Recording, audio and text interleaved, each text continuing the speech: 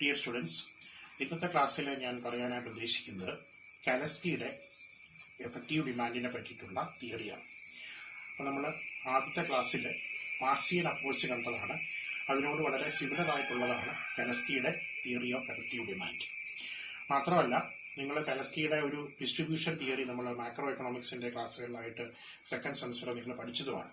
അത് വായിച്ചിട്ട് വേണം നമുക്ക് ഈ കാലസ്കിയുടെ ഈ മോഡൽ കാണുന്നതിനായിട്ട്. പിന്നെ കാര്യങ്ങൾ കുറച്ചുകൂടെ എളുപ്പമായിരിക്കും. അത് നിങ്ങൾ വായിക്കാൻ ഞാൻ ഓൾറെഡി പറഞ്ഞിരുന്നു. അത് നമുക്ക് കാലസ്കിയുടെ തിയറി ഓഫ് എഫക്റ്റീവ് ഡിമാൻഡിൽ പുതുതായിട്ട് നമുക്ക് കാര്യങ്ങളൊന്നും അറിയുന്നതിനില്ല. പ്രധാനമായിട്ടും നിങ്ങൾ 2-3 കാര്യങ്ങൾ ശ്രദ്ധിച്ചാൽ മാത്രം മതി. ആദ്യമായിട്ട് നമുക്ക് പറയുന്നതിനുള്ളത്, കാലസ്കിയുടെ മോഡലിൽ ഒരു ഇക്കോണമിയുടെ എക്കണോമിക് ഗ്രോത്ത് അല്ലെങ്കിൽ എക്സ്പാൻഷൻ എന്ന് പറയുന്നത് ക്രെഡിറ്റ് സപ്ലൈനെ ആശ്രയിച്ചിട്ടാണ് നിൽക്കുന്നത്. അതായത് വായ്പകളുടെ ലഭ്യത. ഈ ക്രെഡിറ്റ് സപ്ലൈ തീരുമാനിക്കുന്നത് എന്താണ്? നമുക്കറിയാം, ബാങ്കുകളാണ് ക്രെഡിറ്റ് സപ്ലൈ തീരുമാനിക്കുന്നത്. ഈ ക്രെഡിറ്റ് സപ്ലൈ ബാങ്കുകൾ തീരുമാനിക്കുന്നത് എന്തിനെ ആശ്രയിച്ചിട്ടാണ്? ക്രെഡിറ്റിന്റെ ഡിമാൻഡിനെ ആശ്രയിച്ചിട്ടാണ്. അതായത് ബിസിനസ് പീപ്പിൾ അല്ലെങ്കിൽ ഇൻവെസ്റ്റേഴ്സ് എത്രമാത്രം ക്രെഡിറ്റ് വായ്പകൾ ആവശ്യപ്പെടുന്നു എന്നുള്ളതിനനുസരിച്ചിട്ടാണ് ഈ ബാങ്കുകൾ എത്രമാത്രം ക്രെഡിറ്റ് സപ്ലൈ ചെയ്യണം എന്നുള്ളതിനെ പറ്റിയിട്ട് തീരുമാനിക്കുന്നത്. അപ്പോൾ ക്രെഡിറ്റ് ഡിമാൻഡ് ഉണ്ടെങ്കിൽ ബാങ്കുകളുടെ ക്രെഡിറ്റ് സപ്ലൈ എന്ന് പറയുന്നത് പ്രധാനമായിട്ടും 2 കാര്യങ്ങളെ ആശ്രയിച്ചിട്ടാണ് നിൽക്കുന്നത്. ഒന്ന്, ബാങ്കുകളിലുള്ള ടോട്ടൽ വോളിയൂം ഓഫ് ഡെപ്പോസിറ്റ്സ്. അതിൽ നിന്നാണ് അവർ വായ്പ കൊടുക്കുന്നത്. ഇപ്പോൾ ഉള്ള സോഴ്സ് അതാണ്. അപ്പോൾ വോളിയൂം ഓഫ് ഡെപ്പോസിറ്റ്സ് എന്ന് പറയുന്നത് ഒന്നാമത്തെ സോഴ്സാണ്. രണ്ടാമത്തെ സോഴ്സ് എന്ന് പറയുന്നത് എന്താണ്? അവരുടെ ക്രെഡിറ്റ് ക്രിയേഷൻ കപ്പാസിറ്റിയാണ്. ക്രെഡിറ്റ് ക്രിയേഷൻ പ്രോസസ് എന്താണെന്ന് നിങ്ങൾ ഡിഗ്രി ക്ലാസ്സിൽ പഠിച്ചിട്ടുണ്ട്. ഞാൻ കൂടുതൽ പറയുന്നില്ല. അപ്പോൾ credit creation capacity of the banks and the volume of deposits are the 2 factors which determine the credit supply, and this credit supply in turn depends upon the credit demand. അവിടെ rate of ഇൻട്രസ്റ്റിന് വലിയ റോളൊന്നുമില്ല എന്നുള്ളതാണ് കാലസ്കി പറയുന്നത്. അപ്പോൾ rate of interest എത്ര തന്നെയായാലും ഇക്കോണമിയിലെ credit demand ഉണ്ടെങ്കിൽ അതിന് സപ്ലൈയും അതിന് മാച്ചിങ് ആയിട്ടുണ്ടാവും.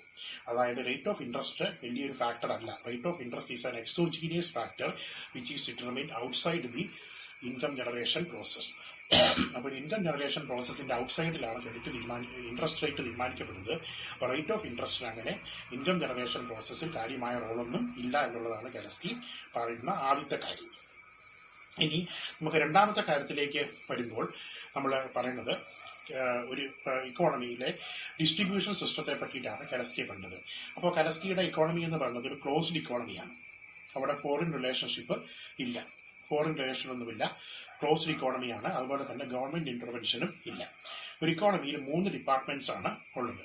Department 1 produces the investment goods. Capital goods ആണ് അല്ലെങ്കിൽ ഇൻവെസ്റ്റ്മെന്റ് ഗുഡ്സ് ആണ് ഡിപ്പാർട്ട്മെന്റ് 1 പ്രൊഡ്യൂസ് ചെയ്യുന്നത്. And department 2 produces the consumption goods for ക്യാപിറ്റലിസ്റ്റുകളുടെ കൺസംഷൻ ഗുഡ്സ് ആണ് ഡിപ്പാർട്ട്മെന്റ് 2 പ്രൊഡ്യൂസ് ചെയ്യുന്നത്. And department 3 produces the consumption goods for വർക്കേഴ്സിന് വേണ്ടിയിട്ടുള്ള ഓർഡിനറി കൺസംഷൻ ഗുഡ്സ് ആണ് ഡിപ്പാർട്ട്മെന്റ് 3 പ്രൊഡ്യൂസ് ചെയ്യുന്നത്. ഇനി ഈ 3 ഡിപ്പാർട്ട്മെന്റുകളും വെർട്ടിക്കലി ഇന്റഗ്രേറ്റഡ് ആണ്. വെർട്ടിക്കലി ഇന്റഗ്രേറ്റഡ് എന്ന് പറഞ്ഞാൽ എന്താണ്? ഓരോ ഡിപ്പാർട്ട്മെന്റിനും ആവശ്യമായിട്ടുള്ള റോ മെറ്റീരിയൽസും ഇന്റർമീഡിയറ്റ് ഗുഡ്സും എല്ലാം അതിന്റെ ഉള്ളിൽ തന്നെയാണ് നിർമ്മിക്കുന്നത്. അതായത് ഒരു ഡിപ്പാർട്ട്മെന്റിന് മറ്റൊരു ഡിപ്പാർട്ട്മെന്റുമായിട്ട് യാതൊരു രീതിയിലുള്ള റിലേഷൻഷിപ്പും ഇല്ല. Each department produces its raw materials and intermediate goods within itself. It has no any relation with the other departments. ഓരോന്നും ഇൻഡിപെൻഡന്റ് ആണെന്നുള്ളതാണ് അതിൽ നിന്ന് മനസ്സിലാക്കേണ്ടത്.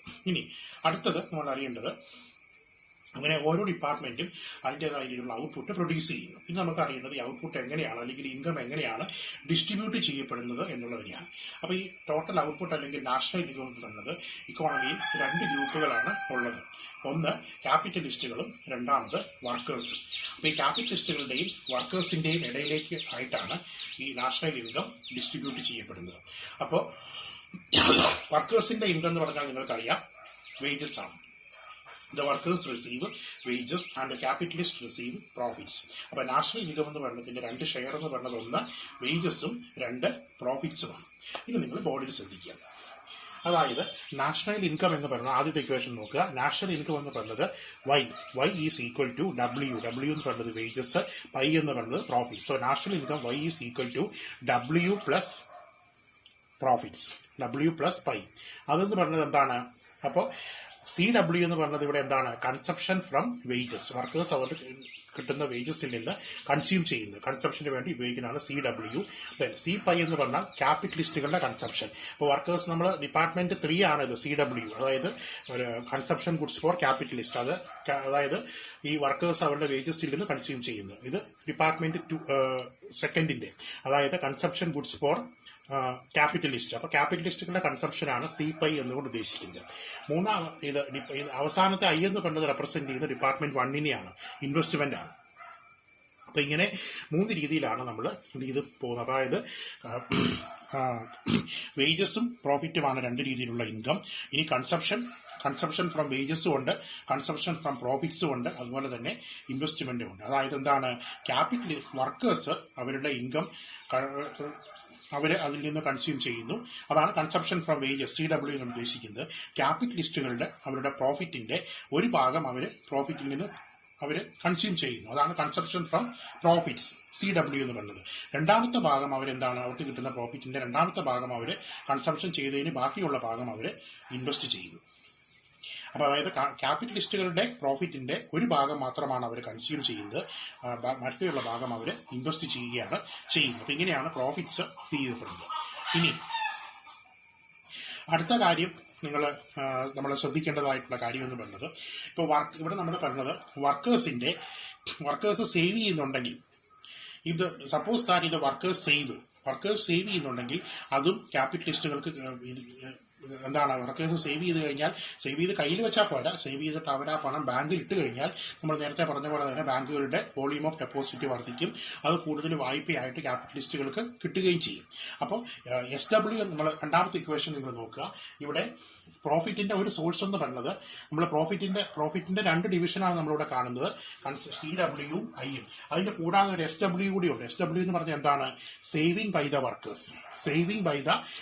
അതായത് ഇപ്പൊ ഈ വർക്കേഴ്സ് അവരുടെ കിട്ടുന്ന വേജസിന്റെ ഒരു ഭാഗം അവർ സേവ് ചെയ്യുകയാണെങ്കിൽ അതിനെയാണ് നമ്മൾ SW എന്ന് പറയുന്നത്. അപ്പൊ SW ആണ് ഇവർക്ക് കിട്ടുന്ന ഇൻകത്തിന്റെ 3. SW എന്താവണം? ഈ വർക്കേഴ്സ് സേവ് ചെയ്യുന്ന പണം അവർ ബാങ്കിലിട്ട് ആ പണം വായ്പയായിട്ട് ക്യാപിറ്റലിസ്റ്റുകൾക്ക് ലഭ്യമാകുമ്പോൾ എന്താണ്? അതും അവരുടെ ഇൻവെസ്റ്റ്മെന്റിനുള്ള ഒരു സോഴ്സ് ആയിട്ട് മാറുന്നു. അപ്പോൾ ഇതും ഇൻവെസ്റ്റ്മെന്റിന്റെ ഒരു സോഴ്സ് ആയിട്ട് കലസ്കി പറയുന്നുണ്ട്. The saving by the workers to be go to the banks and it will be go to the credit to the capitalist. ക്യാപിറ്റലിസ്റ്റുകളിലേക്ക് അത് ക്രെഡിറ്റ് പരമായിട്ട് ട്രാൻസ്ഫർ ചെയ്യപ്പെടുമ്പോൾ അത് ക്യാപിറ്റലിസ്റ്റുകളുടെ ഒരു ഇൻകമായിട്ട് അല്ലെങ്കിൽ ടോട്ടൽ ഇൻകത്തിലേക്ക് അത് മാറുകയും ചെയ്യുന്നു. ഇനി സപ്പോസ് വർക്കേഴ്സ് സേവ് ചെയ്യുന്നില്ല എന്ന് വിചാരിക്കുക, അവരൊട്ടും തന്നെ സേവ് ചെയ്യുന്നില്ല എങ്കിൽ, അതായത് ഇവിടെ നമ്മൾ പറഞ്ഞത് W = CW, അവർക്ക് കിട്ടുന്ന വേജസ് മുഴുവൻ അവർ കൺസ്യൂം ചെയ്യുകയാണ്. അതാണ് W, wages is equal to consumption by the workers. അപ്പോൾ വേജസ് മുഴുവനായിട്ട് അവർ കൺസ്യൂം ചെയ്യണം. അങ്ങനെ വരുമ്പോൾ എന്താണ്? പ്രോഫിറ്റിന്റെ സോഴ്സ്, ടോട്ടൽ പ്രോഫിറ്റ് എന്ന് പറഞ്ഞാൽ എന്താണ്? ക്യാപിറ്റലിസ്റ്റുകൾ മാത്രമാണ് അവിടെ പ്രോഫിറ്റിന്റെ സോഴ്സ് ആയിട്ട് വരുന്നത്. വർക്കേഴ്സിൽ നിന്ന് സേവിങ്ങിന്റെ ഒരു സോഴ്സ് പോലും അവർക്ക് കിട്ടില്ല. ബാങ്കിൽ നിന്ന് അങ്ങനെയുള്ള സോഴ്സ് ഒന്നുമില്ല. അവർക്ക് ആകപ്പാടെയുള്ള സോഴ്സ് എന്ന് പറയുന്നത് എന്താണ്? അവരുടെ ടോട്ടൽ പ്രോഫിറ്റ് എന്ന് പറയുന്നത് അവരുടെ consumption plus investment, C5 plus I investment ആണ്. അപ്പോൾ അത് എന്തിന്റെ അസംഷനിലാണ്? വർക്കേഴ്സ് അവർക്ക് കിട്ടുന്ന ഇൻകത്തിന്റെ മുഴുവൻ അവര് കൺസ്യൂം ചെയ്യുകയാണെങ്കിൽ സേവിങ്ങിന്റെ ഒരു സോഴ്സ് എന്ന് പറയുന്നത് പിന്നെ ഇല്ല. സേവിങ്ങിന്റെ സോഴ്സ് ഇല്ല. അപ്പൊ പിന്നെ മുഴുവൻ പ്രോഫിറ്റ് ഡിറ്റർമിൻ ചെയ്യുന്നത് profit is determined by the consumption from profits, that is C5 plus investment. അത് രണ്ടും ചേർന്നിട്ടാണ് പ്രോഫിറ്റിനെ അവിടെ തീരുമാനിക്കുന്നത്. ഇനി അടുത്തത് നിങ്ങൾ അറിയേണ്ടത്, നമുക്ക് അറിയേണ്ടത് ഈ പ്രോഫിറ്റ്സ് എന്ന് പറയുന്നത്, പ്രോഫിറ്റ്സിനെ നമ്മൾ തീരുമാനിക്കേണ്ടത് എന്താണ്? It is equal to I, അതായത് investment divided by I minus C5. That is equal to I minus S pi. I minus S pi. I divided by S pi. I divided by S pi എന്ന് പറഞ്ഞാൽ എന്താണ്? Investment divided by S pi. S pi എന്ന് പറഞ്ഞാൽ നമ്മളിവിടെ ഒരു ഇത് കണ്ടു, നമ്മൾ സേവിങ്ങിന്റെ കാര്യത്തിൽ നമ്മൾ കണ്ടു. അതുപോലെ തന്നെയാണ് it is the saving by the capitalist. പ്രോഫിറ്റിൽ നിന്ന് അവരെടുക്കുന്ന സേവിംഗ് ആണിത്. അപ്പൊ നമ്മൾ C5 എന്ന് പറഞ്ഞത് കൺസപ്ഷൻ ആണെങ്കിൽ S pi എന്ന് പറഞ്ഞത് എന്താണ്? സേവിംഗ് ആണ്. പ്രോഫിറ്റിൽ നിന്നുള്ള സേവിങ്ങിനെയാണ് നമ്മൾ S pi എന്ന് പറയുന്നത്. അപ്പൊ I divided by S pi എന്ന് പറഞ്ഞാൽ അതിന്റെ അർത്ഥം എന്താണ് സൂചിപ്പിക്കുന്നത്? പ്രോഫിറ്റ്, ടോട്ടൽ പ്രോഫിറ്റ് അല്ലെങ്കിൽ പൈ എന്ന് പറഞ്ഞത് it is equal to investment divided by the saving from profits. Investment divided by saving from profit. അതാണ് ഇക്കോണമിയിലെ ടോട്ടൽ പ്രോഫിറ്റ്സ് എന്ന് പറയുന്നത്. മറ്റു രീതിയിൽ പറഞ്ഞാൽ ക്യാപിറ്റലിസ്റ്റുകളുടെ സേവിങ് കൂടുതലാകുകയാണെങ്കിൽ, ക്യാപിറ്റലിസ്റ്റുകളുടെ അവരുടെ ഇൻകത്തിന്റെ കൂടുതൽ ഭാഗം സേവ് ചെയ്യപ്പെടുകയാണെങ്കിൽ അതെന്താണ്? അത് ഒരു ഇക്കോണമിയിലെ പ്രോഫിറ്റിനെ കുറയ്ക്കും. If the capitalist save their, അവരുടെ കിട്ടുന്ന പ്രോഫിറ്റ്, ആ പ്രോഫിറ്റിന്റെ കൂടുതൽ ഭാഗവും അവർ സേവ് ചെയ്യുകയാണെങ്കിൽ അത് ഇക്കോണമിയിലെ ടോട്ടൽ പ്രോഫിറ്റ്സിനെ കുറയ്ക്കുമെന്നുള്ളതാണ് പറഞ്ഞത്. കാരണം സേവിങ് ഇവിടെ താഴെയാണ്. അപ്പോൾ ഈ താഴെയുള്ള അതായത് ഡിനോമിനേറ്ററിൽ കിടക്കുന്ന ഈ എസ് പൈയുമായിട്ട് ഇതിന്റെ ഇൻവേഴ്സ് റിലേഷൻഷിപ്പാണ്. അപ്പൊ അതിന്റെ അർത്ഥം ഈ എസ് പൈ കൂടുതലാണെങ്കിൽ അതിന്റെ അർത്ഥം എന്താണ്? ഇക്കോണമിയിലെ പൈ, അതായത് ടോട്ടൽ പ്രോഫിറ്റ് കുറയും. മറ്റു രീതിയിൽ പറഞ്ഞാൽ ഒരു ക്യാപിറ്റലിസ്റ്റുകൾ അവരുടെ ഇൻകത്തിന്റെ കൂടുതൽ ഭാഗം സേവ് ചെയ്യുകയാണെങ്കിൽ അതിന്റെ അർത്ഥം എന്താണ്? ഇക്കോണമിയിലെ ടോട്ടൽ പ്രോഫിറ്റ്സിന്റെ അളവ് കുറയും, അതുവഴി നാഷണൽ ഇൻകവും കുറയും. ഇതിനെ പറയുന്ന പേരാണ് paradox of saving. Paradox of saving എന്ന് കലസ്കി വിശേഷിപ്പിച്ചത് ഇതിനെയാണ്. That is, if the total volume of saving by the capitalist increases, that will reduce the amount of profits and thereby national income. This situation is called paradox of saving. ഇനി അതിനകത്ത് ഒരു കാര്യം കൊണ്ട് നിങ്ങൾ ശ്രദ്ധിച്ച് മനസ്സിലാക്കേണ്ടതുണ്ട്. ഇതുപോലെ തന്നെ അപ്പോൾ ഇനി നമ്മൾ സേവിങ്ങിന്റെ കാര്യം പറഞ്ഞു. ഇനി ക്യാപിറ്റലിസ്റ്റുകൾ അതായത് ഇൻവെസ്റ്റ്മെന്റ്, ഈ മോഡിലുള്ള ന്യൂമറേറ്ററുമായിട്ട് പ്രോഫിറ്റിന്റെ റിലേഷൻഷിപ്പ് എന്ന് പറഞ്ഞാൽ എന്താണ്? പോസിറ്റീവാണ്. എപ്പോഴും നിങ്ങൾ ആലോചിക്കുക, ഇങ്ങനെ ഒരു ഇക്വേഷൻ തന്നു കഴിഞ്ഞാൽ അതിന്റെ ഡിനോമിനേറ്ററുമായിട്ടുള്ള റിലേഷൻഷിപ്പ് നെഗറ്റീവ് ഇൻവേഴ്സും അതുപോലെ തന്നെ ന്യൂമറേറ്ററുമായിട്ടുള്ള റിലേഷൻഷിപ്പ് പോസിറ്റീവ് ആയിരിക്കും. അപ്പൊ profits are positively related to investment. ആയിട്ട് പ്രോഫിറ്റ്സ് അല്ലെങ്കിൽ പോസിറ്റീവ് റിലേഷൻഷിപ്പാണ്. എന്ന് പറഞ്ഞാൽ ഇക്കോണമിയിൽ ഇൻവെസ്റ്റ്മെന്റ് എത്രമാത്രം കൂടുന്നുവോ അതനുസരിച്ച് പ്രോഫിറ്റും കൂടിക്കൊണ്ടിരിക്കും.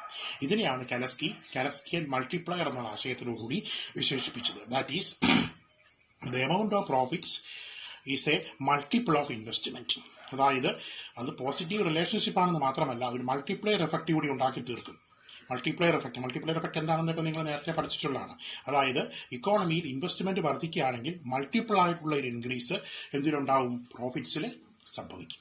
So, an increase in investment is positively related to profits, and whereas and also it will produce a multiple increase in profits. അതായത് investment 10% വർദ്ധിക്കുകയാണെങ്കിൽ 20%, 30% ഇക്കോണമിയിലെ profit വർദ്ധിക്കുകയും ചെയ്യും. ഇതാണ് നമ്മൾ പറയുന്നതായിട്ടുള്ള കാര്യം. അപ്പോൾ നമ്മളിപ്പോൾ പറഞ്ഞ കാര്യം എന്താണ്? ക്യാപിറ്റലിസ്റ്റുകളുടെ രണ്ട് ഭാഗമാണ്. അപ്പോൾ ക്യാപിറ്റലിസ്റ്റുകളുടെ സേവിങ്ങും പ്രോഫിറ്റുമായിട്ട് ഇൻവേഴ്സ് റിലേഷൻഷിപ്പും ഇൻവെസ്റ്റ്മെന്റും പ്രോഫിറ്റുമായിട്ട് പോസിറ്റീവ് റിലേഷൻഷിപ്പുമാണ്. ഇതിന്റെ ഒരു അസംഷനിലാണ് നമ്മൾ പറഞ്ഞത്, വർക്കേഴ്സ് അവരുടെ പൈസയൊന്നും സേവ് ചെയ്യുന്നില്ല. Workers consume their entire income. അവരുടെ കൺസംഷൻ അവരുടെ വേജസിന് തുല്യമാണ്. അവരൊട്ടും സേവ് ചെയ്യുന്നില്ല. അസംഷനിലാണ് നമ്മൾ ഈ പറയുന്നത്. എന്താണ്? ക്യാപിറ്റലിസ്റ്റുകളുടെ സേവിങ്ങും പ്രോഫിറ്റുമായിട്ട് ഇൻവേഴ്സ് റിലേഷൻഷിപ്പും ക്യാപിറ്റലിസ്റ്റുകളുടെ ഇൻവെസ്റ്റ്മെന്റും പ്രോഫിറ്റുമായിട്ട് പോസിറ്റീവ് റിലേഷൻഷിപ്പുമാണ്. അതായത് മൾട്ടിപ്പിൾ എഫക്റ്റ് ആണ് അവിടെ സംഭവിക്കുന്നത്. ഇനി അവസാനമായിട്ട് നമുക്ക് ഒരു കാര്യം കൂടി ഇതിനെപ്പറ്റി മനസ്സിലാക്കേണ്ടതുണ്ട്. അതായത് ഇപ്പോൾ സപ്പോസ് വേജസ്, ഇപ്പം നമ്മൾ വേജസ് വളരെ പ്രധാനപ്പെട്ട ഒരു ഘടകമാണ് എന്നുള്ള രീതിയിൽ പറഞ്ഞു. അപ്പോൾ വേജസ് വളരെ പ്രധാനപ്പെട്ട ഒരു ഘടകമാണ്. അപ്പം നമ്മളിവിടെ പറഞ്ഞ എന്താണ്? വേജസിന്റെ മൊത്തം, അതായത് വർക്കേഴ്സ് അവർക്ക് കിട്ടുന്ന വേജസ് മൊത്തം അവർ കൺസ്യൂം ചെയ്യുകയാണെന്നുള്ളത് പറഞ്ഞു. അപ്പോൾ ക്യാപിറ്റലിസ്റ്റുകൾ പ്രോഫിറ്റ് ഇൻക്രീസ് ചെയ്യുന്നതിന് വേണ്ടിയിട്ട്, അപ്പോൾ പ്രോഫിറ്റ് ഇൻക്രീസ് ചെയ്യുന്നതിന് നമ്മൾ രണ്ട് വഴികളാണ്. നമ്മൾ ആദ്യത്തെ വഴി എന്താണ് നമ്മൾ കണ്ടത്? ഇൻവെസ്റ്റ്മെന്റ് മൾട്ടിപ്പിൾ ഇൻക്രീസ് ഉണ്ടാക്കുക. അപ്പോൾ ഇൻവെസ്റ്റ്മെന്റ് വർദ്ധിപ്പിക്കുക എന്ന് പറയുന്നത് ഒരു സോഴ്സാണ്. ഇക്കോണമിയിൽ പരമാവധി ഇൻകം വർദ്ധിപ്പിക്കാൻ, പ്രോഫിറ്റ് വർദ്ധിപ്പിക്കാൻ വേണ്ടി ആദ്യം ചെയ്യേണ്ടത് ഇൻവെസ്റ്റ്മെന്റ് പരമാവധി വർദ്ധിപ്പിക്കുക എന്നുള്ളൊരു സോഴ്സ് ഉണ്ട്. രണ്ടാമത്തെ സോഴ്സ് എന്ന് പറയുന്നത് എന്താണ്? വേജസ് ചേഞ്ച് വരുത്തുക എന്നുള്ളതാണ്. വേജസ് കുറച്ച് വരുത്തി കഴിഞ്ഞാൽ എന്ത് സംഭവിക്കും? സപ്പോസ് ഇത് വേജസ് ആർ റെഡ്യൂസ്ഡ്, ക്യാപിറ്റലിസ്റ്റുകൾ വേജസ് കുറയ്ക്കുന്നു എന്ന് വിചാരിക്കുക. വേജസ് കുറയ്ക്കുമ്പോൾ എന്ത് സംഭവിക്കും? കൺസപ്ഷൻ, അതായത് കൺസപ്ഷൻ ബൈ ദ വർക്കേഴ്സും കുറയും. കൺസപ്ഷൻ ബൈ ദ വർക്കേഴ്സ് കുറയുന്നത് പറഞ്ഞാൽ എന്താണ്? അവിടുത്തെ ഡിമാൻഡ്, അതായത് വർക്കേഴ്സിന്റെ കൺസപ്ഷൻ ഗുഡ്സിന് വേണ്ടിയിട്ടുള്ള ഡിമാൻഡ് കുറയും. അതായത് നമ്മൾ നേരത്തെ പറഞ്ഞ ഡിപ്പാർട്ട്മെന്റ് 3 ഔട്ട്പുട്ട് കുറയുന്നതിനത് കാരണമായിട്ട് തീരും. അവരുടെ കൺസപ്ഷൻ കുറയുമ്പോൾ ഡിപ്പാർട്ട്മെന്റ് 3 ഔട്ട്പുട്ട് കുറയും. ഡിപ്പാർട്ട്മെന്റ് 3 ഔട്ട്പുട്ട് കുറഞ്ഞാൽ എന്തിനെ അഫക്ട് ചെയ്യും? അത് ഡിപ്പാർട്ട്മെന്റ് 1 ഡിപ്പാർട്ട്മെന്റ് 2 ഔട്ട്പുട്ടിനെയും അത് അഫക്ട് ചെയ്യും. അതായത് ഇക്കോണമിയിലെ ടോട്ടൽ പ്രൊഡക്ഷൻ ടോട്ടൽ പ്രൊഡക്ഷൻ അത് കുറയുന്നതിന് കാരണമായിട്ട് തീരുകയും ചെയ്യുന്നു. അപ്പോൾ വേജസ് കുറച്ച് കൊടുത്തു കഴിഞ്ഞാൽ ഒരു ഇക്കോണമിയിൽ പെട്ടെന്ന് സംഭവിക്കുന്ന എന്താണ്, ഇക്കോണമിയിൽ ആഗ്രിഗേറ്റ് ഡിമാൻഡ് അല്ലെങ്കിൽ ടോട്ടൽ ഡിമാൻഡ് വളരെയധികം താഴ്ന്നു പോവുകയും അതിൻ്റെ ഫലമായിട്ട് ആവശ്യത്തിന് ഡിമാൻഡ് ഇല്ലാതെ വന്ന് പ്രോഫിറ്റ്സ് കുറഞ്ഞു പോവുകയും ചെയ്യുന്നു. Lowers the level of profits, that is a reduction in wages will reduce the profits, will reduce the total volume of profits and thereby reduce national income. ഇതിനെയാണ് പാരഡോക്സ് ഓഫ് കോസ്റ്റ് എന്ന് കെലസ്കി വിശേഷിപ്പിച്ചത്. അതായത് സാധാരണ നമുക്ക് എപ്പം തോന്നുന്നത് വേജസ് കുറച്ചുകൊണ്ട് profits കൂട്ടാണ്, കാരണം ടോട്ടൽ ഇൻകം എന്ന് പറയുന്നത് വേജസും പ്രോഫിറ്റുമാണ്. അപ്പോൾ ഇതൊന്ന് കൂടിയാൽ മറ്റത് തീർച്ചയായിട്ടും, ഒന്ന് കുറച്ച് കഴിഞ്ഞാൽ മറ്റത് തീർച്ചയായിട്ടും കൂടുമല്ലോ. പക്ഷേ ഇവിടെ അത് സംഭവിക്കില്ല എന്നുള്ളതാണ് കെലസ്കി പറയുന്നത്. കാരണം അങ്ങനെ സംഭവിച്ചു കഴിഞ്ഞാൽ ഇക്കോണമിയിലെ ഡിമാൻഡ് അത് കുറയ്ക്കുകയും വേജസ് കുറച്ചുകൊണ്ട് പ്രോഫിറ്റ്സ് കൂട്ടാൻ നോക്കിക്കഴിഞ്ഞാൽ സംഭവിക്കുന്നത് ഇങ്ങനെയാണ്. വേജസ് കുറഞ്ഞത് മൂലം ഡിമാൻഡ് വളരെ കുറഞ്ഞു പോവുകയും അതിൻ്റെ ഫലമായിട്ട് ഇക്കോണമിയിൽ total volume of profits generate ചെയ്യപ്പെടുന്നത് കുറയുകയും ചെയ്യും. ആ total volume of profits generate ചെയ്യപ്പെടുന്നത് പറയുമ്പോൾ എന്താണ്, ഇക്കോണമിയിൽ ഇൻവെസ്റ്റ്മെന്റ് കുറയുന്നു. ഇൻവെസ്റ്റ്മെന്റ് കുറയുന്നതിന്റെ ഫലമായിട്ട് മൾട്ടിപ്പിൾ ആയിട്ടുള്ള ഡിക്രീസ് നാഷണൽ ഇൻകത്തിൽ ഉണ്ടാകുകയും ചെയ്യുന്നു. അപ്പോൾ നാഷണൽ ഇൻകം കുറഞ്ഞു പോകുന്നതിന് അത് കാരണമായി തീരുകയും ചെയ്യുന്നു. അപ്പോൾ കെലസ്കി അദ്ദേഹം സമ്മറൈസ് ചെയ്യുന്നത് ഇങ്ങനെയാണ്: ഒരു ഇക്കോണമിയിൽ നാഷണൽ ഇൻകം വർദ്ധിപ്പിക്കണമെങ്കിൽ അവിടെ ചെയ്യേണ്ട കാര്യം ഇൻവെസ്റ്റ്മെന്റ് വർദ്ധിപ്പിക്കുക, അല്ലെങ്കിൽ ക്യാപിറ്റലിസ്റ്റുകളുടെ സേവിങ് പരമാവധി കുറച്ചുകൊണ്ട് ഇൻവെസ്റ്റ്മെന്റ് വർദ്ധിപ്പിക്കുക. അത് ഒന്നാമത്തെ സോഴ്സ്. രണ്ടാമതായിട്ട് വേജസ് മാക്സിമം, പരമാവധി വേജസ് വർക്കേഴ്സിന് കൊടുക്കുക. കാരണം അത് ഡിമാൻഡ് കൂട്ടുമ്പോൾ നോർമലി അത് ഇൻവെസ്റ്റ്മെന്റിനെയും കൂട്ടും. ഈ രണ്ട് മാർഗങ്ങളാണ് ഒരു എഫക്റ്റീവ് ഡിമാൻഡിനെ വർദ്ധിപ്പിക്കാൻ, അല്ലെങ്കിൽ ആഗ്രിഗേറ്റ് ഡിമാൻഡിനെ വർദ്ധിപ്പിച്ച് നാഷണൽ ഇൻകം വർദ്ധിപ്പിക്കാനായിട്ട് കെലസ്കി മുന്നോട്ട് വയ്ക്കുന്നത്. ഈ രണ്ട് കാര്യങ്ങളാണ്. First one, increase the investment and reduce the volume of saving by the capitalist. Second one, increase the wages paid to the workers. That will increase the aggregate demand for the goods. ഈ രണ്ട് മാർഗങ്ങളിലൂടെ national income വർദ്ധിപ്പിക്കാം എന്നുള്ളതാണ് കെലസ്കി പറയുന്നത്. ഇനി കെലസ്കിയുടെ മോഡലിലുള്ള പ്രൈസിങ്ങിനെ പറ്റിയിട്ട് നമ്മൾ already കെലസ്കിയുടെ macro എക്കണോമിക്സിൽ നിങ്ങൾ പഠിച്ചതാണ്. നിങ്ങൾക്കറിയാം, മാർക്കറ്റ് പ്രൈസിലൂടെയാണ് പ്രൈസ് തീരുമാനിക്കപ്പെടുന്നത്.